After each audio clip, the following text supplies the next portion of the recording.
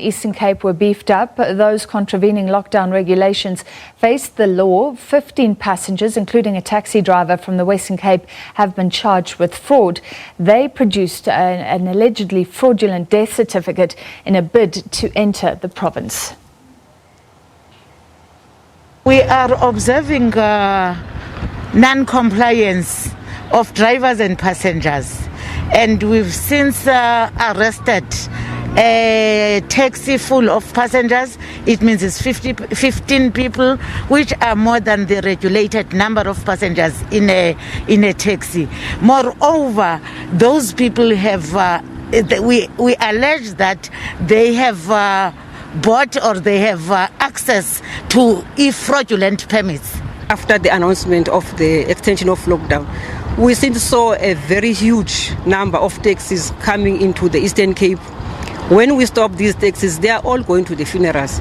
Then we raise our suspicion there, said, but it cannot be that everybody now is going to bury in Eastern Cape. Then we started to tighten our searches in the roadblocks, and then each and every person, we scrutinize the permit. That is, then we found that no, this permit are not the real permits. There's an element of fraud. Well, the Department of Transport is expected to visit the Tsitsikamma toll gate on Monday. Artists in Makhanda in the Eastern Cape say they are struggling under the COVID-19 lockdown. Commissioned work they have completed cannot be sent to recipients as the courier companies are closed. Sourcing material to complete unfinished work is now also, they say, impossible. Malwande Babane has been painting since the age of 15. He is frustrated and anxious.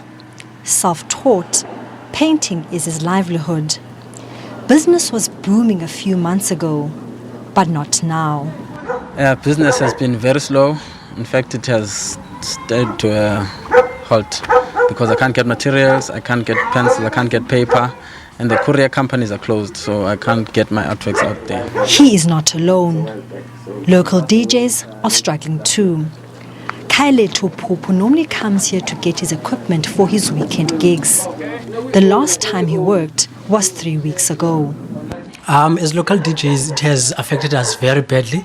As you know that there's a total shutdown when it comes to local taverns and local clubs, because that's where we operate, so that's where we get our money. So at the moment we don't have any bookings, we don't have any events or any gigs, so which means we're not getting any income from the work that we used to do. So it's something that is very, very, very bad for us. This time of the year in Makhanda is normally an economic lifeline for the creative industry, with the annual National Arts Festival on the calendar.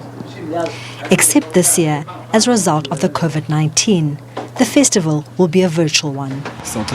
With the National Arts Festival going virtual this year, we are going to be negatively affected. As artists, I normally benefit a lot from the festival, because I get a lot of events during that time and make lots of money. Now I don't know how I'm going to survive.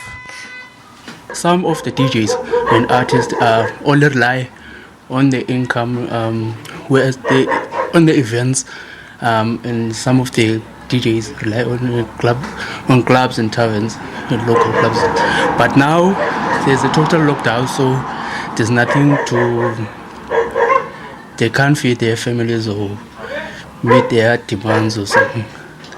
The show must go on, but for the artists and the DJs under lockdown, it will only happen in the confines of their own homes. Lerato Fekisi, SABC News, Makhanda.